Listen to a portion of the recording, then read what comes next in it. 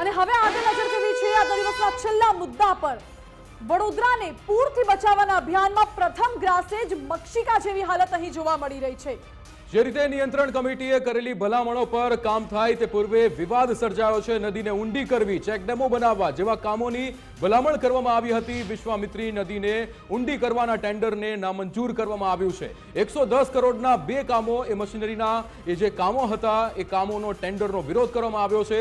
સિંચાઈ વિભાગે નદીમાંથી માટી કાઢવા ક્યુબિક ફૂટ એ પ્રમાણે ભાવ આપ્યો હતો। જે રીતે સ્ટેન્ડિંગ કમિટીના તમામ સભ્યોએ આ ટેન્ડરને પાછું મોકલી દીધું છે। વિશ્વામિત્રીમાં રહેલા 150 જેટલા એવા મગરો પણ હતા કે જેને સ્થળાંતર કરવામાં આવશે અને નવેસરથી ટેન્ડર લાવવાનું સૂચન કરવામાં આવ્યું છે।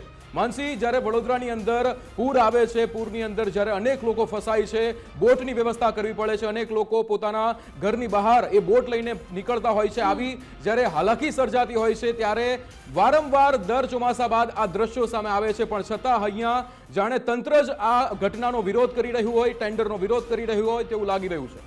વડોદરા તંત્ર વારંવાર બુદ્ધિનું દેવાળું ફૂંકતું હોય તેવું લાગે છે, કારણ કે દર વર્ષે ચોમાસામાં પૂર આવે છે, શહેરમાં મગરો ફરતા હોય તેવા દ્રશ્યો સામે આવે છે, લોકો બોટમાં ફરવા મજબૂર બને છે, લોકોની ઘર વખરી, દુકાનો, માલ સામાન, તમામ ધંધો વ્યાપાર એકદમ નષ્ટ થઈ જાય છે। અને ત્યારબાદ તંત્રની આંખ ખુલે છે કે ઓહ, હવે તો આવું થઈ ગયું છે, હવે શું કરવું પડશે?